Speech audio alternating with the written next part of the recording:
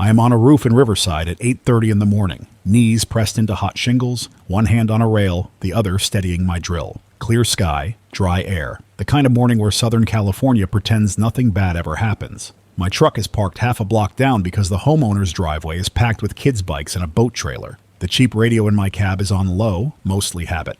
Weather, traffic, sometimes a fire warning. I follow quake channels on my phone too, just to keep an eye on it.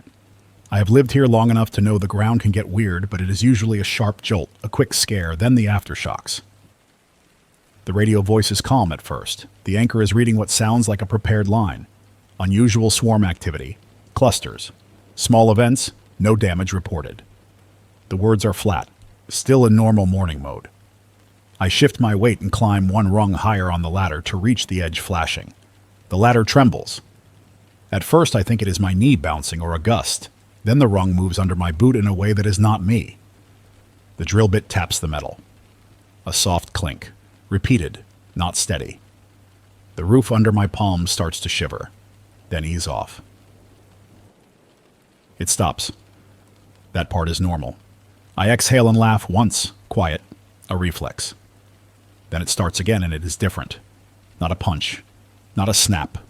It is a slow, rolling push that makes the whole house feel loose on its foundation. The ladder rails flex. I drop my drill into my pouch and hug the roofline. The movement keeps going, long enough that my brain runs out of the usual script. The shingles creak. The gutter groans. A neighbor's wind chime starts clacking hard, then keeps clacking because the motion does not stop. Somewhere close, a car alarm begins, then cuts out, then starts again, and the pitch changes because the car is moving on its suspension. I hear a dog barking non-stop, not playful. The radio voice is no longer calm. The anchor is talking over a producer in the background. Words crash into each other. Strong shaking reported. Multiple counties. Stand by. We are getting calls. He says a city name I catch, then another one that is not even in the same region. He says Bakersfield, then he says Las Vegas, and my stomach drops because that makes no sense for one quake. I slide down the roof on my butt, hands flat, keeping my weight low. The homeowner's front door swings open and slams against the frame, then bounces. A woman comes out barefoot with a coffee mug, eyes wide, and she shouts something I cannot hear over the rumble. The rumble is not a sound from one thing. It is the sound of a whole block complaining at once.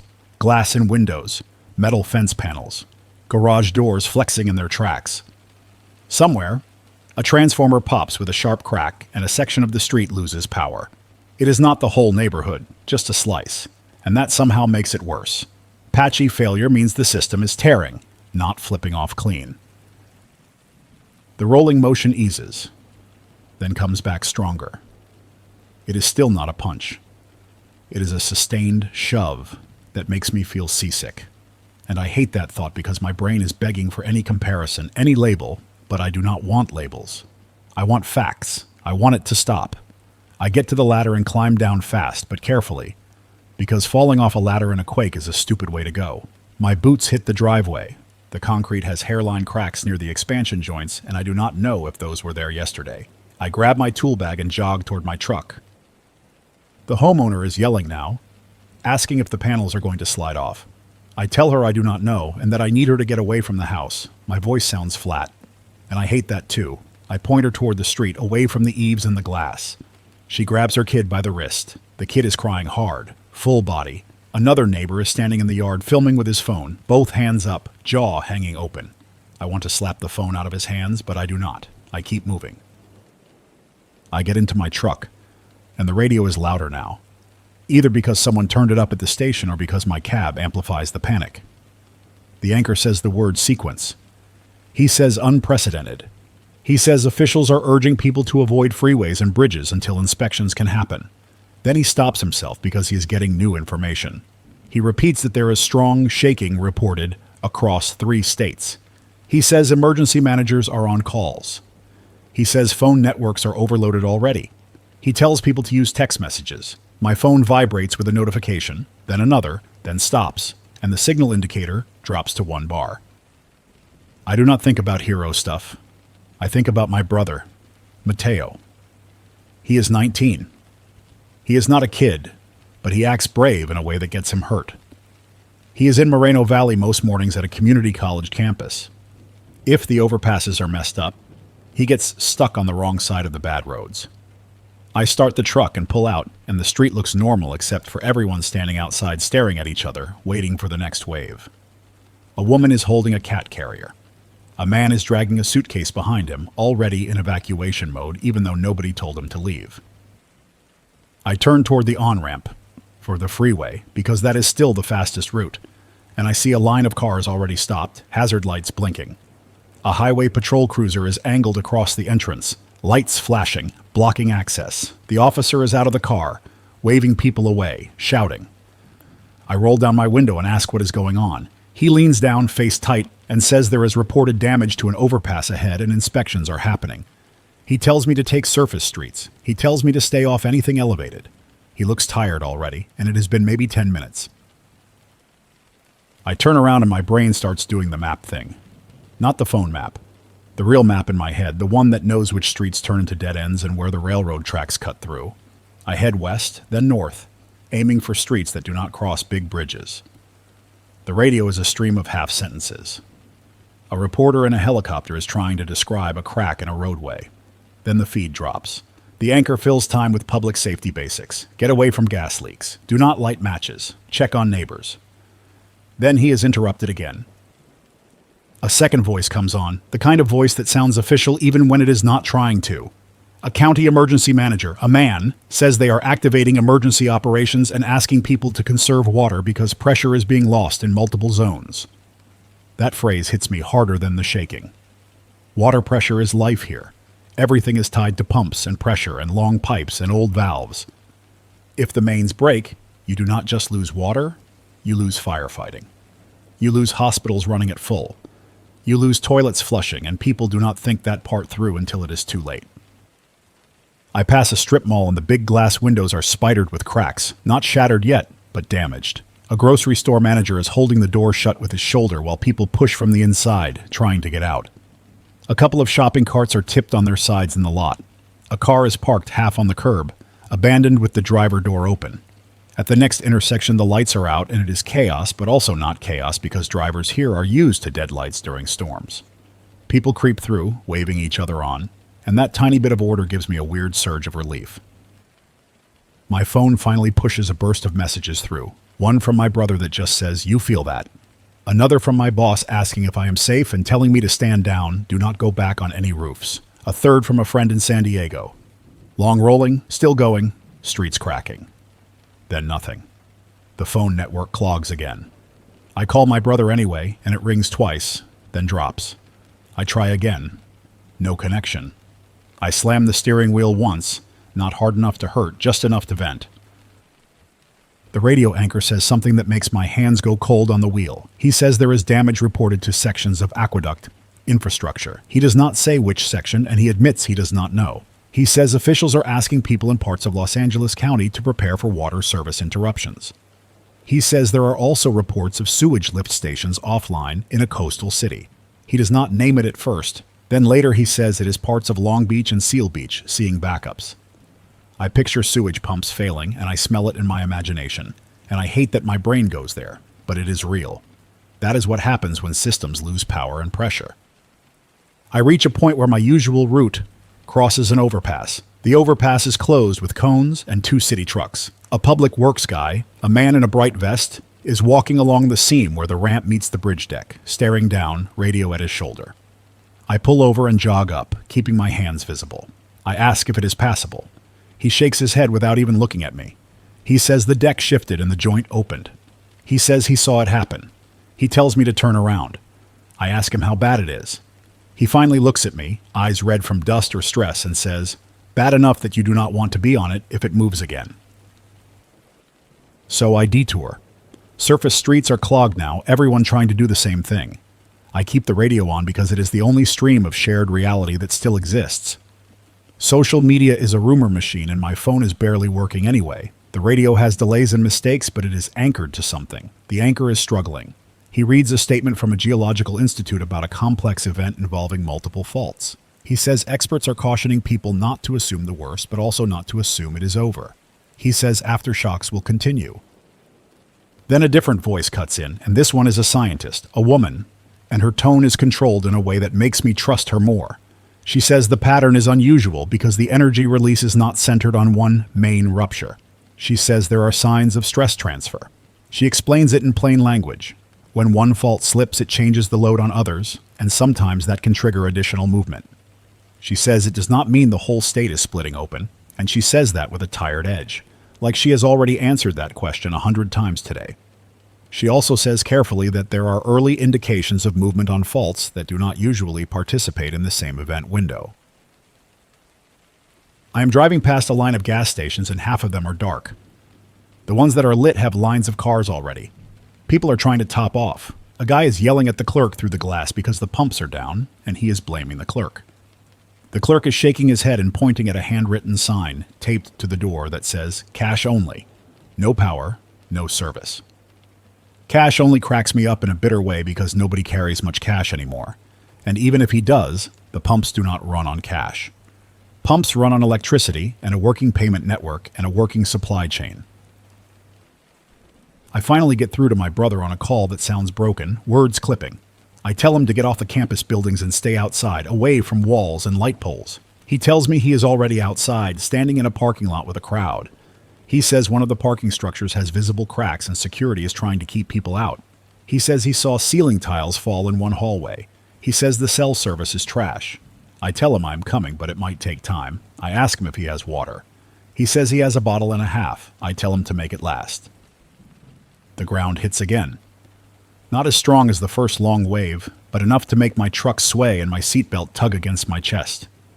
A streetlight pole wobbles, slow, then stops. A palm tree shakes and drops dead fronds. A woman in a crosswalk freezes, then runs.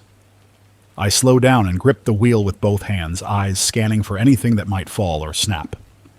A cinder block wall at the edge of a parking lot sheds dust, and I see a crack open along the mortar line. The radio anchor says fires are starting. He says gas leaks are being reported in multiple neighborhoods. He says fire departments are responding, but water pressure is inconsistent. He repeats that last part, and you can hear him realizing what it means as he says it. If a fire starts in a dense area and hydrants are weak, you get block fires. You get the kind of fire spread people think only happens in old black and white footage, and we are in dry season. Wind is light today, thank God, but it does not take much wind to push embers. I reach the campus area, and it is a mess of cars and people on foot. Some people are leaving. Some are trying to get in to find someone. The main entrance road is partially blocked because a concrete sign monument fell and cracked into pieces. A security guard, a woman, is waving cars around it, shouting directions. I park on a side street and run. I find my brother near the edge of the lot where a bunch of students are huddled, staring at their phones, crying, laughing, doing that ugly human thing where emotions collide. Matteo sees me and his shoulders drop, and he looks suddenly younger. I grab him by the back of his shirt and pull him toward my truck because I do not want to stand near any structures. He tries to talk fast, telling me what he saw. I cut him off, not cruel, just focused. I tell him to get in. He gets in. I hand him the last unopened bottle of water from my cab stash. He drinks, then stops when I tell him to stop. He rolls his eyes, then obeys. He is scared. The bravado is gone. We sit for a second because the streets are blocked and I need to think. The radio says the regional rail lines are suspended pending inspections. The anchor says there are reports of buckled tracks in a couple places. He says airports are conducting runway inspections and some flights are holding. A caller gets through and says he is in Las Vegas and he felt a long roll too, and his hotel evacuated. The anchor does not confirm it, but he does not dismiss it either. He says he is hearing the same from other callers. 3 states. That phrase keeps coming back. Matteo asks me what is happening, and I tell him the truth. I do not know, but it is bigger than a normal quake. I tell him we need to get away from dense stuff and away from fire risk. He asks if we should go home. Home is a small apartment in a mixed-use block, old plumbing, and I picture broken gas lines under the street. I picture stairwells filled with panicked people. I say no, not yet. We head toward an industrial area where streets are wider and there are fewer old brick facades. It is not safety, but it is less risk of debris. On the way, we pass an overpass that is visibly wrong. It is not collapsed, but the alignment is off.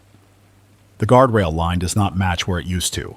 A chunk of concrete has spalled off and is lying in the shoulder. 2 cars are stopped under it.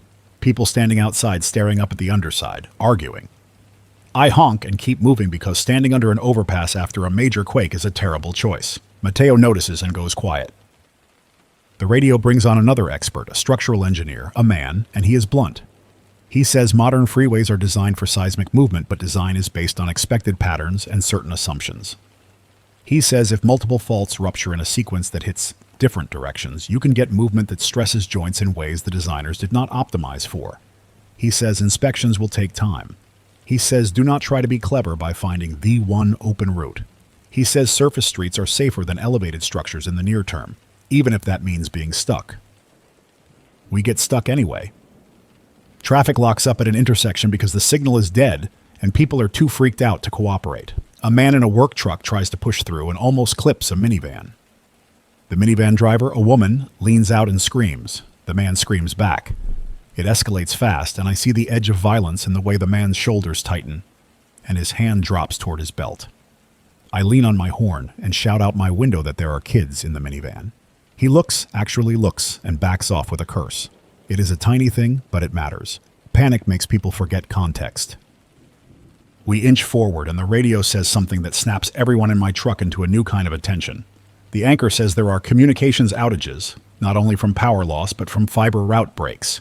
He explains in simple words that a lot of the internet and phone traffic runs on buried fiber lines that cross fault zones, and if the ground offsets, those lines can shear. He says that is why some areas have power but no data. That matches what I am seeing. Some businesses have lights, but nobody can process payments. Some people can call, but cannot load anything. It is a fractured network. We finally get into a parking structure near a big box store because I need to get out of the street flow and reassess. The store is closed, metal shutters down, staff inside probably trying to figure out what to do. The structure is a newer one, poured concrete, and from the outside it looks intact. I do not trust it fully, but I trust it more than a street lined with plate glass. We park on the lowest level near the exit so we can leave fast if we need to. We step out and the air smells dusty, with a faint tang that might be gas or might be my imagination. Inside the structure, people are gathering because it feels solid and shaded. A few are sitting on the ground with backpacks. A family is arguing about whether to drive to Arizona. A man is trying to tune a handheld radio and failing. Tapping it, like that will help. I walk the perimeter, eyes on columns, looking for obvious cracks, spalling, exposed rebar. I have been on enough job sites to know what fine looks like and what get out looks like. I see hairline cracks at a couple beam joints, but nothing gaping. Still, hairline cracks are not a blessing. They are a warning that the building did its job by flexing, and it might flex more later. Mateo asks what we are doing here. I tell him we are buying time. We have some water, some tools, and a truck that can move when the roads allow. I also tell him I want to hear more before we commit to any direction. The radio in my truck is still the best stream we have. I turn it up and leave the driver door open so a few people nearby can hear too. That is how it starts. Not a heroic plan. Just a door open and a shared need to know what is real. A woman in the scrubs approaches, maybe late 30s, hair pulled back tight. She asks if she can listen. I nod. She says she works at a hospital in Riverside and her shift was supposed to start in an hour, but she cannot get across 2 closed ramps. She says her hospital is already running on backup power in one wing because of a substation issue. She says they are moving patients away from windows. She says their water pressure dropped enough that their sterilization system alarms started. She does not say it dramatically. She says it the way people say things when the drama is already baked in. The radio anchor announces a federal update is expected soon. He says the National Emergency Agency is coordinating with state offices. He says resources are staging. He says mutual aid. Then he reads a list of confirmed items, and it is worse than rumor. Confirmed structural damage to multiple freeway segments. Confirmed water main failures in Los Angeles County, Orange County, and parts of the Inland Empire. Confirmed gas line ruptures and active fires in at least 2 cities. Confirmed that a major reservoir outlet control system is offline pending inspection, which means water distribution will be constrained even where the pipes are intact. He also says something about coastal warnings. He says there is no major tsunami expected for Southern California based on current data. But there are abnormal sea level readings in some places, and harbors are being monitored. That part is confusing, and he admits it. He says the quake sequence includes offshore components being evaluated. He tells people near the coast to stay off piers and jetties. A man nearby scoffs and says the ocean is fine, and another man snaps back that he does not know that. The argument dies when the ground trembles again, a short, sharp sway that makes everyone shut up at once. A few hours pass in chunks. Time feels chopped up by updates and shakes. I keep walking the structure, checking columns, checking the stairwells for debris, checking that exits are not blocked. My solar installer brain kicks in, looking at the geometry, the way light hits, the way shadows shift. I find a maintenance closet with a broken lock, and inside there are traffic cones, caution tape, and a battery-powered work light. I do not steal. I borrow with intent to return if the world stays normal, which it probably will not. I set cones to keep people away from a corner where I saw fresh cracking. A guy in a hard hat shows up, limping. He introduces himself as Colin, and he says he is a structural engineer. Not in a brag way. In a tired, I have a job to do way. He says he was driving to a job site when an on-ramp segment slumped and his truck got jolted hard enough to blow a tire. He says he walked here because it was the nearest place that looked stable. He asks what I saw in the structure. I show him the cracks. He kneels, runs his fingers along one, then stands and says it is tolerable for now. He does not say safe. He says tolerable. Colin asks what I do. I tell him solar installs and electrical work. He looks past me at the open truck door and the cluster of people listening to the radio. He says we need to assume power will be intermittent and communications will be worse. He says a small relay point for information can help keep people from stampeding into bad choices. He says that in a calm voice, and it lands hard because it is the first time someone has said out loud that crowd pressure can kill, not from violence, from compression, from blocked stairwells, from panic surges. The radio announces a press briefing and the tone shifts into official language. A governor's office representative speaks first. He says the state is in emergency posture. He says to avoid travel. He says inspections are ongoing. He says shelters are being opened in some counties, and he lists locations, but half the list is useless because nobody can get there. Then a federal official speaks, and he says emergency aid will arrive within 12 hours. He repeats it twice, as if repetition makes it real. He says supplies and teams are staging outside the hardest hit zones. He says the public should remain calm. People around my truck react to that line in different ways. Some nod, relieved. Some laugh, bitter. A man mutters that 12 hours is a lifetime when you have no water and fires are spreading. The nurse in scrubs closes her eyes for a second and rubs her forehead. Mateo whispers to me, asking if that means we are fine. I tell him no. I tell him it means someone wants us to wait for help, and waiting might be the worst plan depending on what breaks next. Another aftershock hits hard enough that the entire parking structure groans, not a small creak. A deep, building-wide complaint. People scream. A woman drops her phone. A car alarm starts inside the structure and echoes. The concrete floor under my boots tilts just enough that I feel my balance adjust. It is subtle, but real. A shopping cart that someone left near a column starts rolling on its own toward the low side. Colin's face changes. He looks past me toward the openings that frame the skyline. From where we stand, we can see part of downtown Riverside in the distance and the line of hills beyond. The skyline is not dramatic, but it is familiar, and that is why what happens next feels wrong in a way that makes my throat tighten. The alignment of buildings against the ridgeline shifts, not from my head moving, from the horizon itself sliding relative to the foreground. It is not a fantasy thing. It is a physical change you can notice when you have stared at the same land for years. The ground has changed shape. A block of the city has rotated or slumped, enough that the visual reference points no longer line up. Colin says it out loud, quiet, to nobody in particular. He says that is permanent.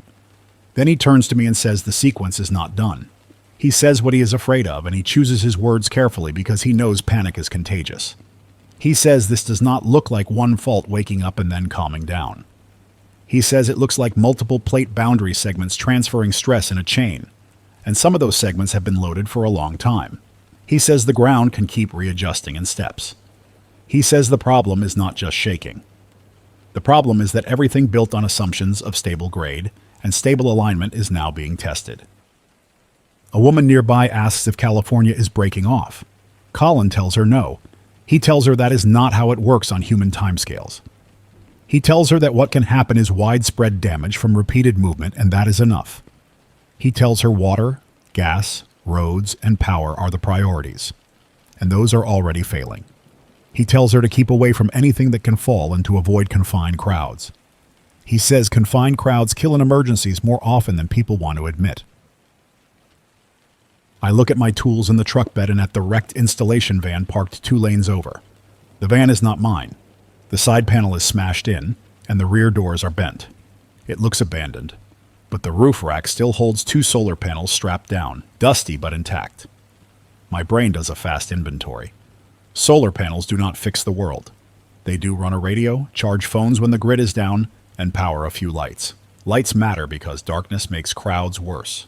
Radios matter because a single honest stream of updates can keep people from sprinting toward a rumor. I walk over to the van with Colin and Matteo behind me. I call out first, loud, asking if anyone is there. No answer. I check the driver door. It is locked. The passenger door is jammed. A rear window is shattered, so entry is easy, but I do not want to just take someone's stuff. Then a man approaches, older, maybe late 50s, wearing a faded utility shirt. He says the van belongs to his crew. He says his guys ran when the first shaking hit and he has not seen them since. He says take what you need if it helps, because he cannot move the van anyway. That is permission enough for me. I climb carefully, unstrap one panel, then the other. Matteo holds the ladder steady because the structure is still in a light sway from aftershocks. I carry the panels to a spot near a stairwell landing where the sun hits for part of the day. I find an inverter in the van, a small one, and a coil of wire. I also find a deep cycle battery strapped behind a seat, the kind crews use to run tools. It is heavy and awkward and my hands shake from adrenaline and effort, but I get it out with Matteo's help. Colin watches and nods once. He says if we are going to do this, do it without creating a crush point. He points to where people are clustering. He tells me to set the listening spot away from the main vehicle lanes and away from the stairwell mouth. He says stairwells become choke points. He says keep them clear. So I do. I drag cones. I set caution tape. I create a perimeter that is not aggressive, just guidance. People respect guidance when it looks deliberate. I rig the panels in a simple series setup that keeps voltage within the inverter's comfort range. I keep everything grounded and tidy because loose cables trip people, and tripping people in a crowd triggers anger fast. I set the inverter on a low concrete curb and connect the battery. A small green light comes on. That light is the first clean win I have seen all day. I plug in a power strip, then a phone charging brick. I do not advertise it as a free charging station because that creates a rush. I tell the nurse first. She tells 2 others quietly. A controlled trickle. For the radio, I do not mess with any fancy stuff. I keep using my truck radio for broadcast audio because it is stable and loud enough. But I do add a small battery-powered speaker to extend it to the group without everyone crowding my door. The sound is tinny. It is still better than people guessing.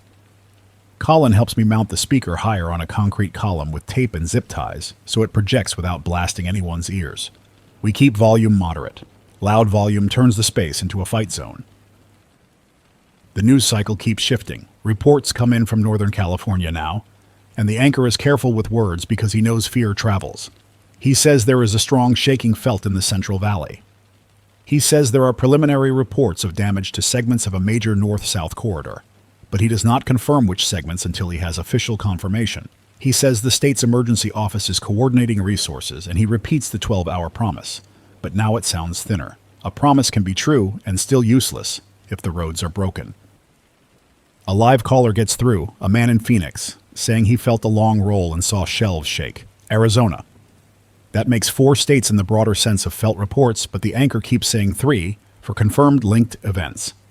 He says aftershocks are continuing in Southern California with magnitudes that would be news events on their own any normal day. He reads off times and locations, but he is careful not to overwhelm people. The rhythm is fact, safety guidance, fact, safety guidance.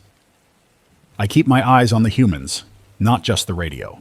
A guy tries to push in closer, demanding to charge 4 phones at once. I tell him no, one at a time, and I point at the nurse and say she gets priority because she works at a hospital. He starts to argue, then sees Colin staring him down in a calm, cold way that communicates consequences. The guy backs off, muttering. Small enforcement matters. Not macho enforcement. Consistent rules. A teenager starts crying because he cannot reach his mom. A stranger. A woman with a thick accent puts a hand on his shoulder and offers her water bottle. He shakes his head and keeps crying anyway. A man with a bleeding forehead sits down against a pillar, dazed, and Mateo grabs a clean rag from my truck kit and helps him press it to the cut. Mateo is trying to be useful because being useful keeps fear from turning inward. I let him. I keep moving, checking the structure, listening for new cracks, watching for signs of smoke in the distance. Smoke does appear by afternoon. A dark column to the west, then another one farther south. The radio confirms active fires in multiple zones and says crews are triaging.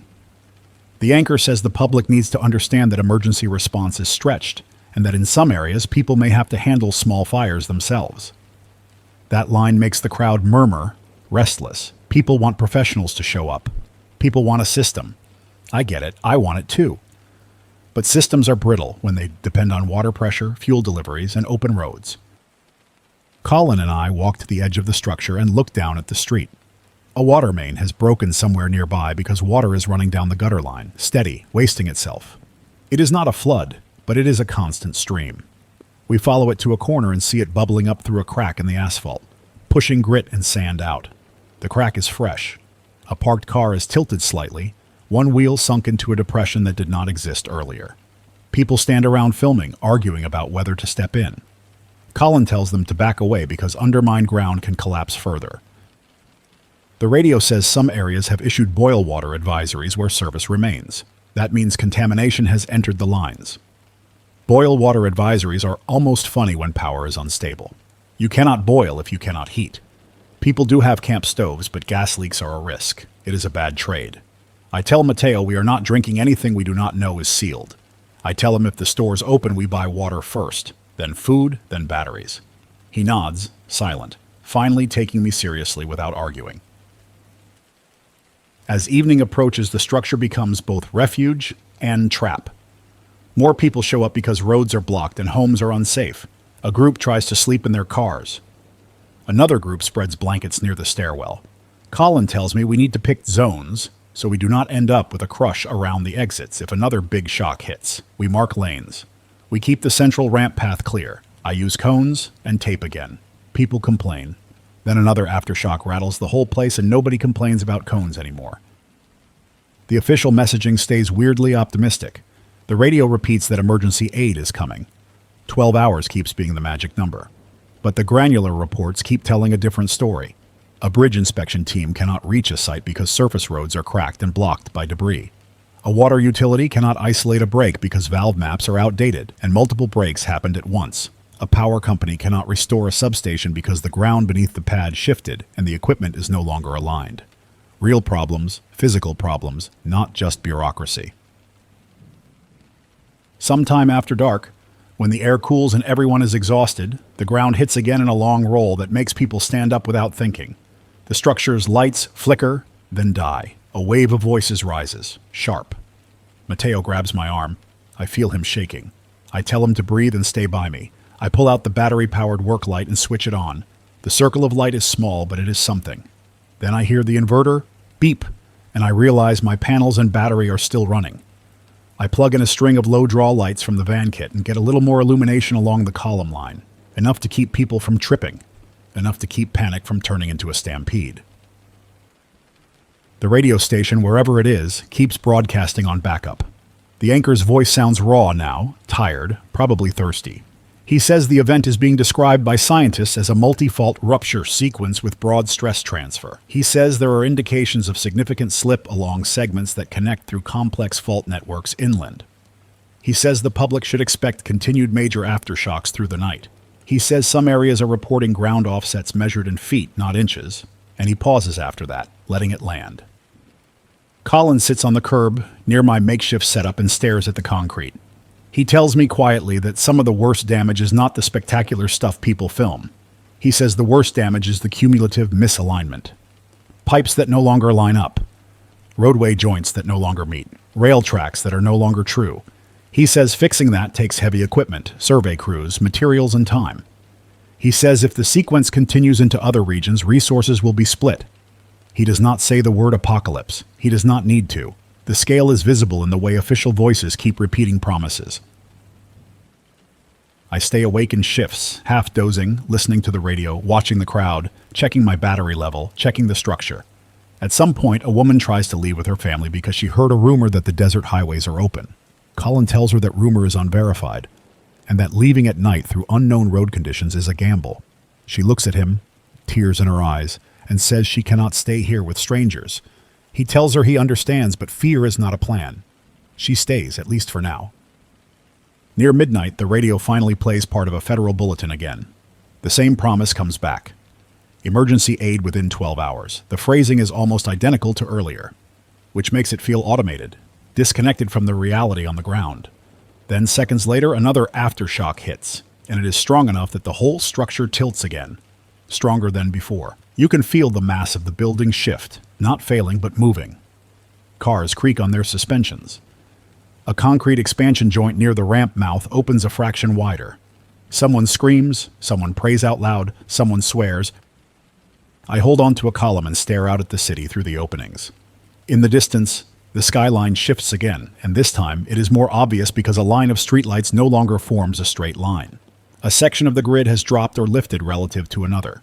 You do not need to be an engineer to see it. It is geometry. It is the world redrawing itself in slow steps. I realize, in a cold, flat way, that the old idea of after the quake might be gone. There might not be one after. There might be a series of afters, each one breaking something else, until the systems that make modern life feel normal are too damaged to stitch back together quickly. I look at my brother, his face lit by the work light, eyes red, jaw clenched. I look at the nurse in scrubs, sitting with her back against a pillar, phone dead in her lap, still trying to be present. I look at Colin, hands dirty, staring at cracks that were not there yesterday. Colin shifts his weight and stands up slow, eyes locked on the crack line. He puts a palm on the column and just waits, feeling for the way the building moves. He looks at me and says, "We have a problem." And he keeps his voice low so it does not spread. He says the tilt we felt is not just shaking. He says part of the slab is sitting different, and if the structure takes another strong lateral push in the same direction, a joint could open enough to drop debris from the level above. He points at the ramp curve where the concrete meets the next deck. He tells me to move people away from the inside edge and keep them on the outer lanes where there is more clearance if something falls. I nod and start walking, not running. Running tells a crowd something is happening. I keep my shoulders relaxed, hands visible. I tell Matteo to stay close, but not glued to me. I tell him to help the nurse, keep her inside the light zone. I walk up to a cluster of guys sitting near the ramp wall and I tell them we need that area clear. One of them gives me a look, annoyed, ready to argue. Colin steps in beside me and says the same thing in a cleaner voice, and that changes it. People listen to someone who sounds official when everyone else sounds scared. The men move. I do not thank them with extra words. I just nod once and keep going. I lay more tape. I reposition cones. I widen the clear path toward the exit. The nurse, Mari, asks what is going on. I tell her the structure is still standing, but we are shifting the sleeping zone. She asks if she should get back to her hospital. I tell her no, not tonight. I tell her if the road's open and she has a safe route and the hospital is actually receiving staff, then we talk. Right now she is safer here than stuck under an overpass or trapped in a gridlock near a fire. The radio voice comes through again, rougher now. The anchor reads an update that sounds pulled from a live briefing. Multiple water agencies are reporting pressure failures due to main breaks and pump station outages. Several gas utilities are asking residents to shut off gas at the meter if there is any smell, any hissing, any damaged lines, and to leave the area. The anchor repeats that people should not attempt to turn gas back on themselves. He says firefighters are responding to multiple structure fires, but water supply is inconsistent in parts of Los Angeles County and the Inland Empire. He says the state has asked for out-of-state assistance, but travel corridors are compromised. Then he says something that makes the crowd go quiet. He says there are preliminary reports of a major disruption to the aqueduct system that carries water south, and agencies are preparing for extended rationing in some service areas. He does not say shut off for the whole region. He says extended rationing. That is the real word. That means days, maybe weeks. A man near the edge of our little listening circle starts talking loud, saying it is all over, saying everyone needs to leave right now, head east, get out. A few heads turn his way. People are hungry for certainty. I step closer and tell him, calm, that he can choose to leave, but he is not going to whip this space into a stampede. He looks at me and sneers, asking who put me in charge. I tell him nobody did. I tell him I am not in charge of him. I am in charge of my brother not getting crushed by strangers because one loud guy wants to feel powerful. Colin backs me up without raising his voice. He tells the man that leaving at night on damaged roads is a gamble with bad odds. He tells him the more people rush, the more wrecks happen, and wrecks block the same roads everyone needs. The man scoffs and walks off, still muttering, but he stops trying to rally people. A couple of others watch him go with a hungry look, like they want to follow. Then the ground gives a small tremble and that energy dissipates. People sit back down. A little after 1 a.m, we hear shouting from the street level outside the structure. Not inside, outside. I kill my work light for a second and listen. The shouting grows, then a sharp crack, maybe a window breaking, then running footsteps. I turn the light back on and look at Colin. He is already moving toward the edge opening, staying back from the drop so he can see without being seen. I follow, keeping Matteo behind me with a hand motion that means stay. Down below, on the far side of the parking lot, a group of people is clustered around a car. Headlights are on, but aimed wrong. The beam's shaking because the car is half up on the curb. Another car is angled behind it, blocking. I can hear a woman yelling for someone to stop. Then I see it. A guy is siphoning gas with a hose, working fast, shoulders hunched. 2 other guys are watching the street. They are not just stranded civilians. That posture is different. It is purposeful. Somebody from our structure runs down the ramp, a man in a hoodie, screaming at them to stop. One of the siphon guys turns and points something, and I cannot tell if it is a gun or a pipe until the work light from a street lamp catches it. It is a handgun. My stomach knots. The hoodie guy stops short, hands out, backing away, still talking. The siphon guy steps forward and shoves him. Hoodie guy stumbles. Another guy kicks the hose bucket over, fuel splashing. Colin pulls me back from the edge. He says we do not go down there. He says not with a crowd, not with a gun in play.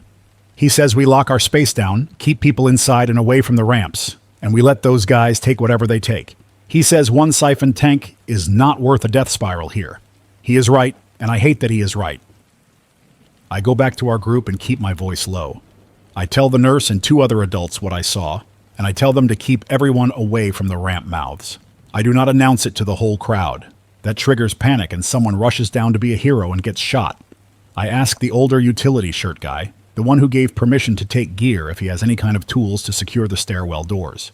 He says he has chain and a padlock in his truck. We go together quietly. We chain 2 access doors that lead directly from the street into the structure. Not every door. We leave one path open so people can exit if they must, but we make it a controlled path that funnels into a visible area. We do not make it a trap. We make it harder for someone to rush in unseen. The nurse watches our backs. Matteo stays near the light, eyes wide, gripping the water bottle. The radio is still talking when the next aftershock hits, and this one is a hard snap followed by a roll. The snap makes people yelp. The roll makes the structure groan again.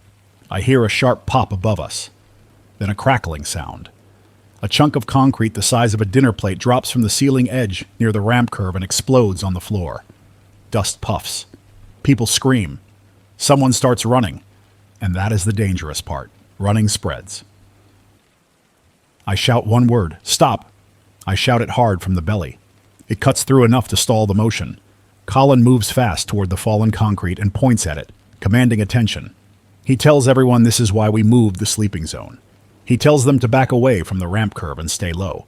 He tells them the structure is still standing, and that panic will kill faster than falling chips. His voice is steady. People breathe again. I walk the perimeter with my light and find 2 more spots where small debris fell. Not catastrophic, but it means the building is shedding pieces. I put cones around those spots. I tell people to keep their kids away. A man asks me if the whole thing could collapse. I tell him I do not know, and I tell him anyone promising certainty is lying. Colin says collapse is not the first likely failure here. He says localized debris and joint opening is the immediate hazard. He says if we feel a much larger event, we move to the ground level and out into open space away from structures. He says that is the plan. The crowd absorbs that. People want a plan, even if it is not perfect. Matteo pulls on my sleeve and asks if we are going to die here. I look at him and tell him no, not if we keep acting smart. I tell him to stay near the exit lane and keep his shoes on. I tell him if I say go, he goes without arguing. He nods, jaw tight. and he does not make a joke. That is how I know he is scared for real.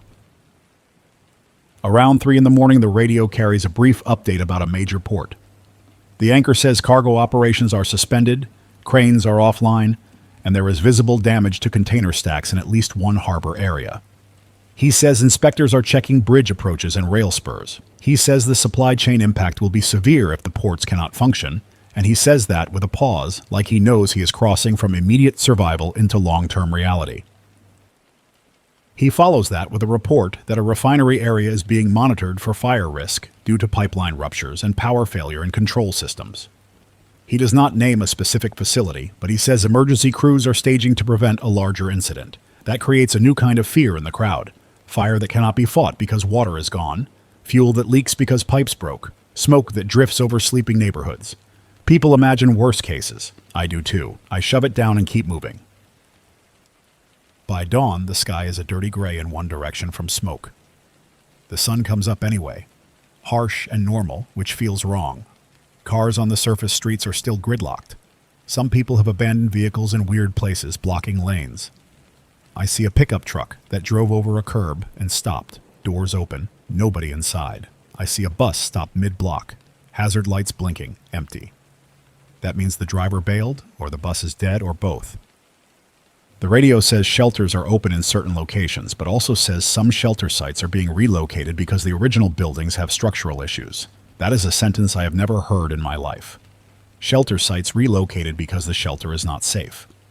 The anchor says people should not go to any building with visible cracks or sagging. He says to stay in open areas. Then he says heat is expected later today and people should conserve water. Heat, no water, smoke in the air, aftershocks. That combination is a real threat. Mari, the nurse, gets a text through. Her hospital is requesting all available staff report if possible, but the message includes a warning. Do not cross elevated structures and do not attempt to drive through closed corridors. It tells staff to report to alternate intake sites if the main campus cannot be reached. That means the system is already improvising. She looks at me and says she has to try. Colin asks her where the hospital is. She tells him. He asks what route she would take. He shakes his head and says the freeway ramps on her route are likely closed. I tell her I can drive her partway, but I will not put my brother at risk by getting trapped in a fire corridor or under an overpass. She understands. She does not argue. She just looks exhausted and says she cannot sit here while people die. That hits me. I am not a nurse. I am a solar guy. But I have hands and a truck and some tools, and I can at least help her get closer. We make a decision. Colin stays with the structure group because he has become a stabilizing force and also because his knowledge keeps people from doing dumb things. He does not want to leave his own truck stranded, but he says he will. He tells me to take Mari and Matteo and do a loop to scout conditions and bring back hard information. He tells me to mark any safe routes and avoid choke points. He says if I find a safer open space away from fires and away from dense buildings, we might relocate the whole group later. I pack the truck with what matters: water, tools, battery pack, first aid kit, a couple blankets. I tell Matteo to sit quiet and watch. I tell him to call out smoke and fallen wires and leaning poles. He nods. Mari sits in the front passenger seat, jaw set, eyes scanning. We pull out slow. People watch us go, some hopeful, some angry, like we are abandoning them. I feel that weight and I do not like it, but staying in one spot without info is how people die too. The first few blocks are a slalom, broken glass, a chunk of stucco in the lane, a downed tree branch, a street crack that looks shallow but could hide a sinkhole because water is running underneath. We take it slow. We pass an intersection where a gas station canopy has sagged. The pumps are dark.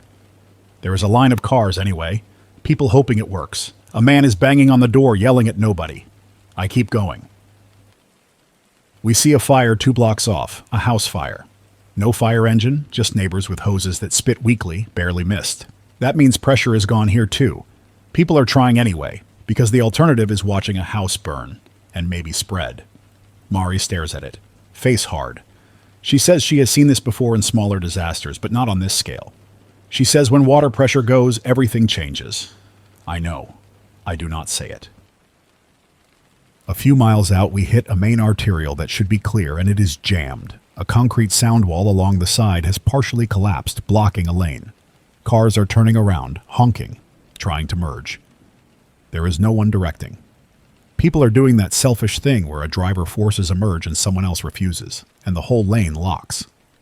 I pull into a parking lot and cut through behind a strip of stores. The stores are closed. I see handwritten signs taped to glass. Closed due to earthquake, closed due to no power, closed due to structural damage. A pharmacy sign is half lit, flickering, then dying. Mari asks if we should stop for supplies. I tell her not yet. Supplies are a magnet. Crowds form. And crowds get ugly when shelves are empty. We keep moving. The radio in the truck carries more updates. The anchor says there have been additional significant events overnight, including strong shaking in Northern California and reports of damage to multiple water systems. He says emergency managers are coordinating across regions, and he says the situation is fluid. He does not say stable. He says fluid. That is the truth. We approach an overpass and see it is closed. Concrete barriers set across with a pickup truck from a road crew parked sideways. There are two workers, men, waving cars away. One of them is using a megaphone, voice cracked. I pull up and ask if there is any route through. He says the bridge deck shifted and the expansion joint opened. He says inspectors saw daylight through it. He tells me to take surface streets and avoid the river crossing. He points at a map taped to his door with thick marker lines showing closures. It looks improvised, but it is better than nothing. I take a picture of the map with my phone, even though my phone barely works. A picture is a memory. Mateo leans forward and squints at it, trying to learn. Mari asks if the hospital route is even possible. I look at the map and tell her maybe, but it will take longer, and it will be slower. She says longer is fine. She says she can walk the last part if she has to. We get closer to her hospital area and see the real damage, not collapsed skyscrapers. It is smaller and worse. A row of apartment buildings has exterior stairwells cracked and separated from the main structure. People are standing outside with bags. A water line is spewing from a break, spraying into the air, and nobody can shut it off because the valve is buried under debris. A traffic light pole is leaning at an angle, wires slack. A fire hydrant is gushing because a car hit it during the shaking or during panic driving. Then we smell gas. It is unmistakable. Sharp, chemical, filling the air. I slow down and roll the windows up, even though that does not help much. Mari stiffens and says stop. She points at a row of houses where a front yard is bubbling dust, and I can hear a faint hiss. Gas leak. I turn the truck around right there, slow, careful, and back out. A man is standing in his driveway holding a wrench, looking at his meter. I shout out the window for him to shut it off and get away. He shouts back that he is trying. I keep moving because I cannot be the guy who gets everyone killed by idling near a leak. Mari looks at her phone and it finally gets a tiny bit of service. She gets a message from her supervisor telling staff to report to an alternate intake site at a community clinic because the main hospital is on internal restriction due to water and power instability. She reads it twice, then looks at me with a face that is half relief and half dread. Relief because she does not have to cross the worst corridor. Dread because the hospital is in trouble. We head toward the clinic and see a line already. People in blankets, people sitting on curbs, a woman holding a child with a bandaged head, 2 police officers trying to keep a lane open for ambulances. There is an ambulance, but it is sitting still, engine running, and the paramedic is arguing with someone on a radio, trying to get direction. Mari gets out and says she can help triage. I tell her I will wait 5 minutes, then I have to move because roads are changing. She nods and does not waste time. She runs toward the line, hands already in motion, scanning faces. Mateo and I sit in the truck and listen to the radio. The anchor is now reading a statewide advisory about conserving fuel and avoiding unnecessary travel because supply routes are disrupted and emergency services need access. He says some fuel terminals are offline and some pipelines are shut as a precaution. He says if you have half a tank, keep it. Do not burn it chasing rumors. That is solid advice. Most people will ignore it. A man approaches my window, eyes wild, and asks if I know where there is water. I tell him I do not, and that he should check if his apartment has any pressure left and fill containers now. He says his building is cracked and he cannot go inside. I tell him to ask the clinic staff because they might have a distribution plan. He asks if I have extra. I have some, not enough. I tell him no. He stares at me for a second, anger flashing, then he turns away. That moment sits in my gut. This is where social rules start to break. Mari comes back after 10 minutes with dust on her knees and sweat on her forehead. She says the clinic is overwhelmed. She says they are doing triage and sending people away who can walk. She says the clinic has a small generator, but fuel is limited. She says they are asking people not to charge phones. She says she has to stay, but she does not want to be stranded without a way back. I tell her I will do a run back toward our structure group and bring news and supplies if I can. She looks at Matteo and asks if he will be safe. Matteo nods, but his eyes say something else. I make a call. I tell Mari I will take Matteo back to the structure and then return later if roads allow, but I'm not leaving my brother alone in a place where people are getting desperate. She does not get offended. She just nods. And she asks me to relay to Colin that the hospital system is in bad shape and triage is happening at satellite sites. She gives me a handwritten note with the clinic address and a couple names, in case phones fail completely. Old school but smart. On the drive back, the radio says another thing that changes the scale again. There are reports of significant movement along a fault segment farther north, and officials are evaluating impacts on major water conveyance and power transmission corridors. The anchor says this could affect electricity imports into Southern California. He explains in plain words that Southern California imports a lot of power from outside the region, and if transmission lines or substations are damaged, blackouts could spread. He says rotating outages might be implemented. But then he corrects himself. He says outages may not be controlled if equipment is physically damaged. That is the difference between inconvenience and collapse. Controlled outages mean the grid exists. Uncontrolled means the grid is torn. We pass a neighborhood where people have set up grills in the street, cooking thawing meat from freezers because power is out. It smells good and wrong at the same time. A guy waves at us and asks if we want food. I shake my head and keep moving because stopping turns into a conversation, and a conversation turns into a crowd, and a crowd turns into a problem. Matteo watches the grilling scene and swallows hard. He is hungry, but he does not complain. We reach the parking structure again, and it looks more organized than when we left. Colin has people clustered in zones, lanes clear, cones set, the listening area still running. He walks up when he sees my truck and his face tightens, asking with his eyes first if we are okay. I tell him quickly. Mari is at a clinic triage site. Hospital system is strained. Gas leaks active in several neighborhoods. Roads worse in some corridors. I show him the picture of the closure map. He studies it and nods, then asks if the siphon guys are still around. I tell him I do not know. He says they tried to come in once at dawn through a side stairwell. He says the chain stopped them. He says they left after seeing a crowd and not wanting a fight. He says that will not last forever. He says we need to assume people will start raiding vehicles and small groups will test weak spots. He says we need to decide if we stay here or relocate to a more open, defensible space with fewer approaches.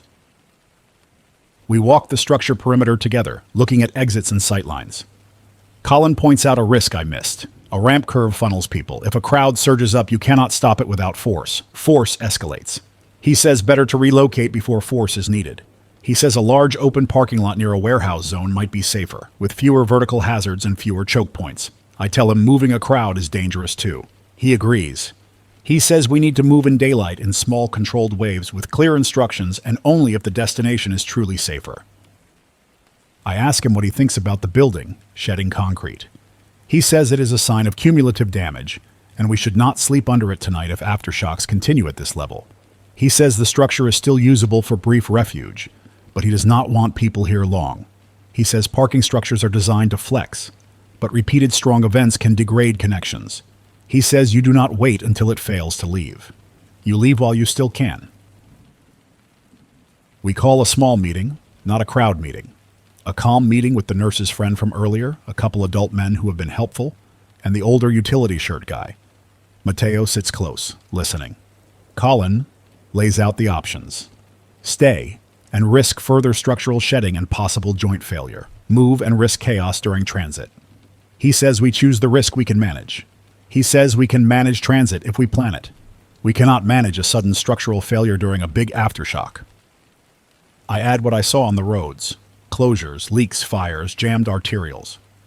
I tell them if we move to a place with space, away from gas lines, away from dense housing, and near a route that might open toward the east if we need to evacuate further. We also need a place where the solar setup can still run, because information and light are our leverage. I say that word carefully. Leverage. not power, leverage. People argue. One woman says she cannot move her elderly dad. One man says he has kids and he does not want to walk in heat. Another says the structure feels safe. Colin does not bulldoze. He listens. Then he says the truth. Safe is a feeling. Risk is physics. The physics here are changing. We can move in two waves. The first wave moves supplies and sets up at the new location. The second wave follows with people who need more help. He asks for volunteers to help with the elderly and the kids. Matteo raises his hand without looking at me, and that surprises me. He says he can carry water and help guide. His voice shakes, but he says it anyway. I nod at him, proud and scared, and I tell him to stay within my line of sight. He agrees. Colin nods at him too, like he sees the courage. No extra praise, just a nod. We move at mid-morning. The heat is already building. We load what we can into vehicles that still run. Not everyone has a running car. We do not abandon people with no transport. We set a walking group in the center. Cars on the outside as a buffer, moving slow. Colin walks ahead with a hard hat and a bright vest he found, so he looks more official than he is. That helps. I drive my truck near the middle. Matteo walks beside the passenger side, scanning, acting as eyes. The radio stays on in my cab. I keep the window cracked so people walking can hear. Updates come in about additional major aftershocks across the region. The anchor says emergency crews are responding to a dam spillway inspection issue in the interior, and water releases might be adjusted as a precaution. He stresses there is no dam collapse confirmed. He repeats no collapse confirmed. He says it twice because he knows rumors are already running. We pass a neighborhood where a crowd is gathered around a broken water main with buckets catching water. That water might be contaminated, but people are desperate. I see a fight break out over place in line. A man shoves another man. A woman screams. Someone swings a fist. Colin gestures for our group to keep moving. We do not stop. Not because we do not care. Because stopping turns into being absorbed into someone else's chaos and we have our own people to keep alive. 2 blocks later, we see smoke ahead, closer than before. A commercial building is burning, flames licking through a broken window. No firefighters. A couple people are trying to spray it with a garden hose. The hose is limp. No pressure. We reroute around it. The heat from the fire hits my face through the truck window. Matteo coughs and pulls his shirt up over his mouth. I tell him to breathe slow. I tell him to keep his head down and keep walking. The destination Colin picked is a wide warehouse lot near an industrial corridor with big open asphalt, minimal overhead hazards, and access to a service road that might connect east if the main routes fail. It is not pretty. It is not a shelter with bathrooms. It is an open space where the ground can move without dropping concrete on us. We arrive and start setting zones. Vehicles form a perimeter without blocking the exit path. Walking group stays central. We set the solar panels on the flattest, least cracked portion of asphalt angled to the sun. I rebuild the power setup with faster hands now, working on muscle memory. Inverter, battery, taped cables. Work lights hung from a vehicle mirror arm to keep them off the ground. Charging is controlled one device at a time, priority for medical and contact attempts. Colin sets rules for movement in and out. 1 entry lane, 1 exit lane, no wandering off alone, no crowding around the radio. Then the worst part hits. Not a quake. People. A group approaches from the street, maybe 8 men, 2 women, moving with purpose. They are not sprinting. They are walking straight at our perimeter. I see one man carrying a baseball bat. I see another with a crowbar. One has a backpack that looks stuffed. They stop about 20 yards away and stare. One of them calls out, asking for water. His tone is wrong. Not a request. A test. Colin walks forward a few steps, hands open, and says, "We do not have extra to give away, but we can share information." He points at the radio, at the solar setup, at the order. The man with the bat smiles without warmth and says information does not keep you alive. Colin says information keeps you from driving into a gas cloud or a fire corridor. The man shrugs and takes another step, testing. My mind races through options. I am not armed. I do not want to be. The story in my head where I pull a gun and save the day is fake. Real life is messy and you do not win fights clean. But we cannot let them step into our perimeter. If they take the battery and panels, we lose our leverage. If they take vehicles, we lose mobility. If they panic the crowd, people get crushed or trampled. I do the simplest thing. I raise my voice and tell everyone in our group to step back behind the vehicles, keep kids low, and stay quiet. I tell Matteo to get in my truck and lock the doors. He hesitates, wanting to stay. I snap at him once, sharp, and he obeys. Maria's not here. Colin is our front line. I hate that. I move to the side where I can see angles and not get boxed. The older utility shirt guy steps up beside Colin holding a length of chain. Not swinging it, just holding it. A message. 2 other men from our group stand shoulder to shoulder behind the vehicles. Nobody plays tough. Nobody charges. We just make it clear that stepping into our space is not free. The bat guy laughs and says we are protecting a parking lot. Colin says we are protecting people. The bat guy asks again for water, this time louder, and I can hear his group behind him shifting, getting ready. Then the ground trembles. Not a big one, a small tremble. Enough to remind everyone that the planet is still in charge. That tremble breaks the moment. Bat guy glances around, uneasy. A siren wails somewhere far off, then dies. Smoke drifts across the street and stings the eyes. Bat guy's confidence falters. He looks at our vehicles, then at the open sky, then back at Colin. He spits on the ground and says we will be back. Then he turns and walks away, group following. Nobody cheers. Colin exhales and walks back, face stiff. He tells us this is the new normal. People will test. Some will come back. We need to be ready to relocate again if this spot becomes a magnet. He says the best defense is not a fight. The best defense is not being worth the fight. That means staying organized, keeping a low profile, and moving when necessary. The radio keeps rolling. A federal voice comes on again, repeating the 12-hour promise, but now it has been longer than 12 hours since the first promise. The words mean less each time. The anchor tries to smooth it, explaining that aid is moving but corridors are blocked. He says a convoy is staging outside a major urban area but cannot enter until bridges are inspected. He says helicopters are being used for reconnaissance and limited medical evacuation. But airspace is crowded and fuel is limited. Then he reads a message that makes my blood run cold. A coastal area is reporting abnormal sea behavior and harbor surges. Not a classic tsunami wall, more like chaotic water movement in harbors. Strong currents, boats breaking moorings. He says people should stay away from shoreline infrastructure. He says there have been injuries from floating debris and snapped lines. That matters because harbors are supply nodes too. If harbors are damaged, everything slows. The day drags. Heat rises. People get thirsty. We ration water without making it a public spectacle. I give small sips to kids first.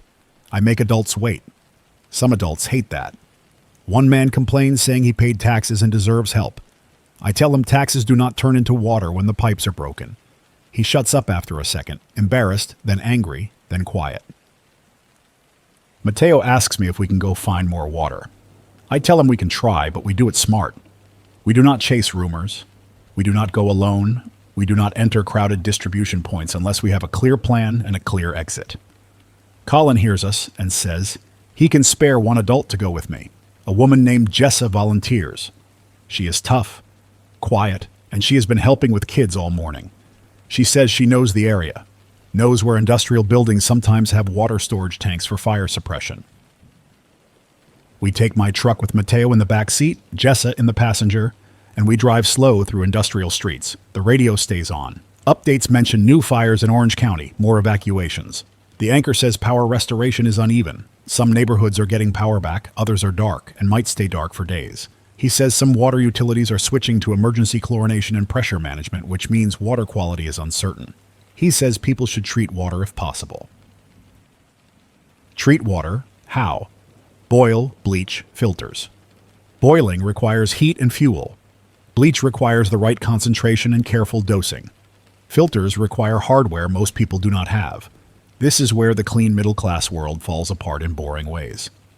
People die from dehydration and infection, not dramatic stuff. I hate that thought, but it is real. Jessa leads us to a warehouse complex with a fire pump room. The building looks intact, but the gate is locked. We do not break in. We look for staff. We find a maintenance guy standing outside with a clipboard, staring at a cracked wall. He is in shock, eyes unfocused. Jessa speaks to him gently, asking if there is water storage. He blinks and says, yes, there is a tank, but the pump system is down because power is out and the line fractured. He says the tank might still have water, but he does not know the quality. I ask if there is a manual drain or a spigot. He points toward a valve box near the wall. I walk over and open it with a screwdriver. Inside is a valve stem and a capped outlet. I do not have a perfect fitting, but I have tools. I can rig something. I ask the maintenance guy if he is okay with us drawing some water for a small group. He hesitates, then nods, saying he does not care anymore. Just do not wreck the system. I use a length of hose from my truck kit, not ideal, but clean enough if we flush it first. I crack the valve slowly. Nothing. Then a sputter. Then a weak stream. Brown at first, then clearer. We let it run a minute into the gutter, flushing whatever was sitting in the line. Then we fill containers we brought. Not enough for everyone, but enough to get through another day. Mateo watches, eyes wide, and I tell him this is why we plan and move, because water is everything. We thank the maintenance guy. Jessa offers him a bottle of our sealed water, and he takes it with shaking hands. He says his wife is at home, and he cannot reach her. Jessa tells him to come with us back to our group if he wants. He looks at the warehouse, then at the street, then nods. He locks the valve box and follows us in his own car, a beat-up sedan that still runs. Back at the lot, Colin looks relieved when he sees the containers. He does not celebrate. He just nods and immediately talks about distribution and storage. He says we keep some sealed. We keep some for immediate use. We label the drawn water as non-potable until we can treat it. He says if we have a way to boil safely, we can convert some. I tell him boiling requires fuel and we do not want open flames near unknown gas leaks. He agrees. He says we might be able to do solar heating in sealed containers, but that is slow and unreliable. He says the safest is to keep it for washing and toilet use, and save sealed water for drinking. That is a hard decision, but it is the kind that keeps people alive. The radio announces another major aftershock sequence. The anchor's voice tightens. He says emergency managers are asking people to stay off roads unless necessary because inspection crews need access and because ground conditions are changing. He says there are reports of new surface ruptures in some rural areas, roadways split with visible offsets. He says one county has reported a total loss of water service in multiple zones. He says another has sewage overflow issues. He says air quality alerts are being issued due to smoke and dust. As if on cue, my throat starts to scratch. The air tastes like drywall dust and exhaust. People cough. We hand out bandanas and tell people to cover their mouths. Not perfect, but it helps. Mateo sits on the tailgate and stares at the horizon where smoke is thicker now. He asks where Mom is. Our mom is not in this city. She is farther east, and I have not been able to reach her. I tell him I will keep trying. He nods and looks away, trying not to break. Late afternoon, we hear helicopters. Not close enough to see at first, but the sound is unmistakable. People stand up and shade their eyes.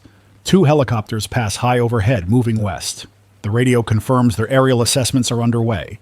The anchor says federal teams are prioritizing critical infrastructure reconnaissance, major bridges, water conveyance, power transmission, hospitals, and fire corridors. He says this is to identify where ground movement has created new hazards. Then he says something that feels like a punch. He says some experts are warning that continued stress transfer could mean additional significant events beyond the immediate region, and that this may be part of a broader plate boundary adjustment episode. He is careful. He does not say the whole continent is shifting. He says broader episode. But that is enough. People hear that and think the ground will never stop. Colin gathers us again and says we need to keep options open.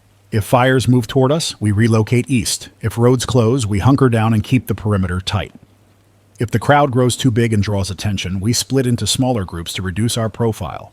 He says big groups become targets. He says big groups burn through resources. He says the goal is not to become a camp. The goal is to become a moving, adaptive cluster that can survive without attracting predators. I tell him I agree, but splitting also increases vulnerability. He nods. He says there is no perfect choice, only trade-offs. He says we keep monitoring. That night, the Bat Group comes back. Not exactly them, but a similar type. 4 men this time, moving slow, testing the perimeter again. One has a flashlight. One has a backpack. One has something long in his hand that could be a tool or a weapon. They stop at the edge and call out, asking if we have water. Same script. This time, Colin does not step forward alone. He has 2 adults beside him. I stand off to the side with my light, illuminating the ground in front of the strangers but not shining directly in faces. Direct light in faces triggers aggression. Colin says the same thing. No extra water to share, but we can share information. One of the men laughs and says, information does not fill a bottle. Colin says if he wants water, he should go to the distribution site that was announced on the radio earlier, but he should be prepared for a line and maybe no supply because trucks are delayed. The man steps closer. I see his eyes flick toward our solar setup. He sees the battery. He sees the inverter. He wants it. I can read it in his posture. He says we should be helping everyone. Colin says we are helping the people here and we are not obligated to surrender what keeps this group stable. The man starts to argue louder, trying to draw a crowd response, trying to trigger guilt and chaos. Then the maintenance guy we brought earlier, the one with the clipboard, speaks up from behind our vehicle line. He shouts that there is a gas leak 2 blocks over and a fire starting, and anyone standing around arguing is going to get caught in it. It might be true, it might be a bluff, but it is a smart bluff. The strangers look toward the smoke haze. One of them hesitates. The leader curses and backs away and they leave again. No fight, just tension. My hands shake after, and I hate that too. The radio announces a new federal message and the tone is different. Less promise, more directive. It says emergency aid is being deployed in phases, and the public should be prepared for delayed assistance due to transportation corridor damage. It tells people to shelter in place if safe, conserve water, and avoid travel. It tells people to report gas smells and downed lines. It tells people to listen for official updates. It does not say 12 hours anymore. It says delayed. That is the first honest word I have heard from that level. After that message, the anchor sounds almost relieved, like he is glad to stop repeating a promise he cannot verify. Another strong aftershock hits around 2 in the morning. It rolls long, and this time the lot itself feels uneven, as if the surface is moving in a slow wave. Vehicles creak. People stand up and spread out, doing what we practiced. No screaming stampede. Cones stay in place. That matters. The solar setup holds. The inverter beeps once, then stabilizes. I check cables, check the battery, still running. When it ends, the city is quieter in a weird way. Fewer car alarms, less random shouting. Either people are exhausted or power has died in more zones, or both. At first light, I finally get a message from Mom. It comes through as a text with no extra fluff. She says she is okay. She felt shaking. Power is out. Water is low. She is staying put with neighbors. She tells me to keep Mateo safe. I read it twice, then hand the phone to Mateo. He reads it, and his face changes, tension releasing for a second. He exhales and leans his head against the truck window, eyes closed. That moment gives me enough fuel to keep moving. I tell Colin, we have confirmation our family east is alive. He nods and says that matters for morale, but we keep focused. He says today we decide whether to push east ourselves or hold for a controlled aid corridor.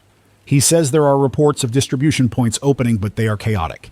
He says if we go early, before heat and crowds.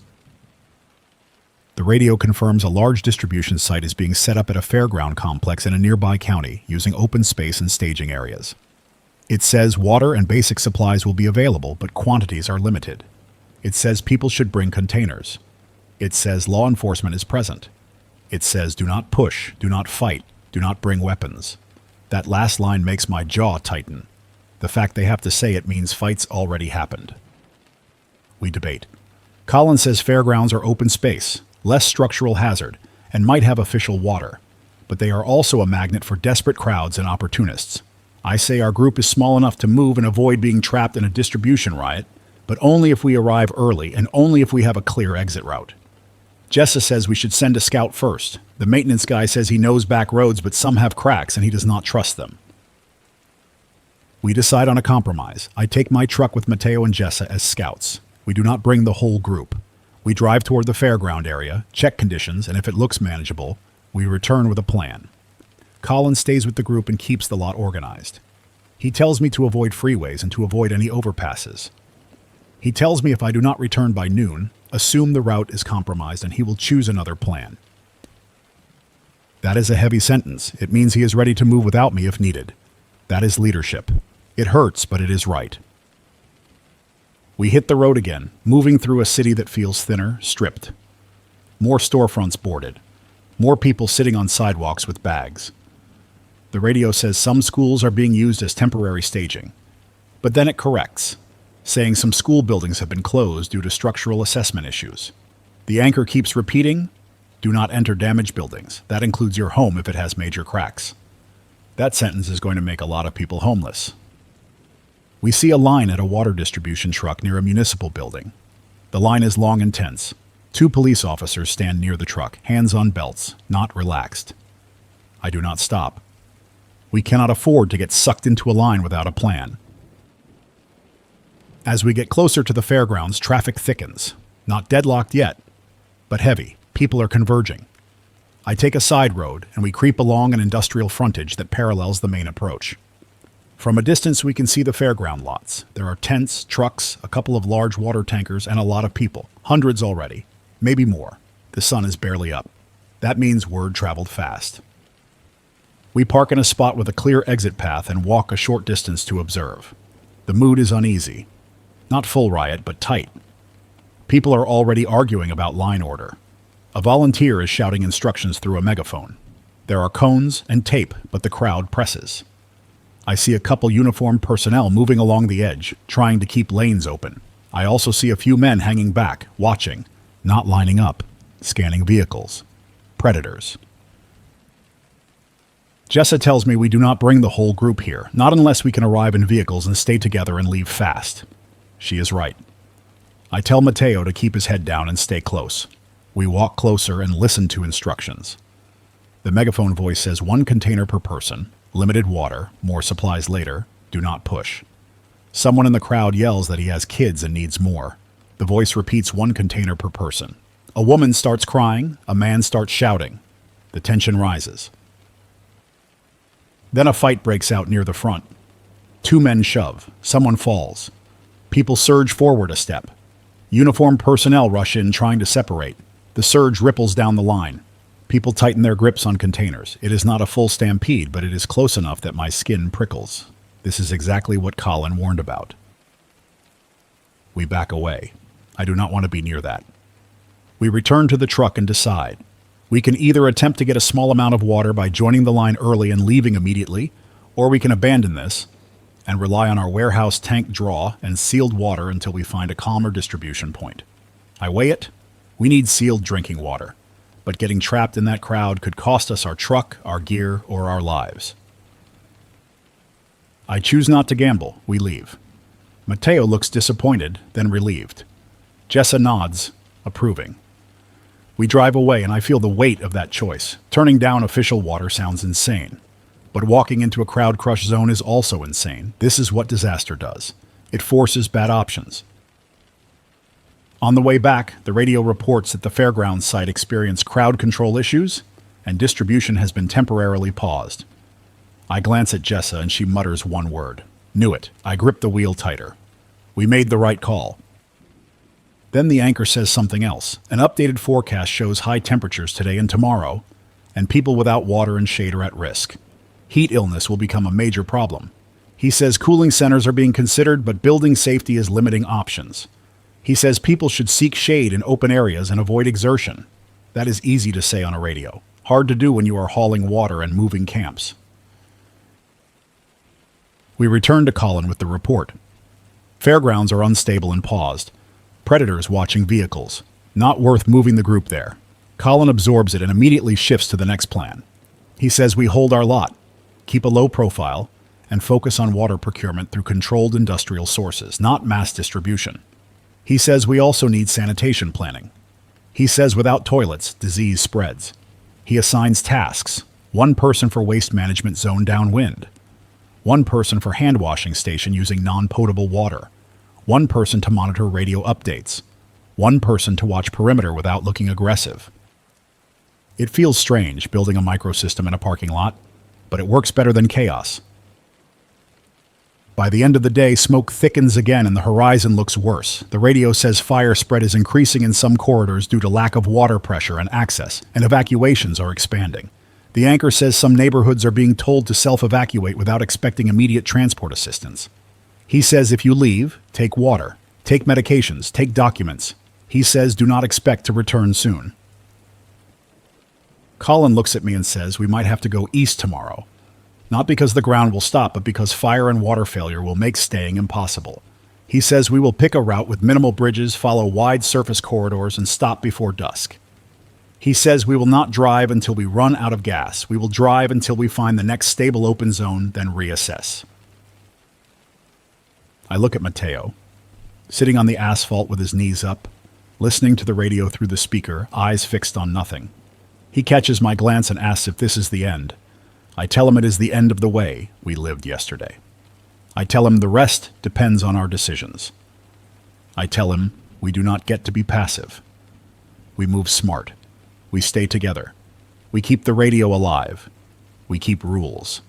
That is how we survive when the planet keeps rearranging the map.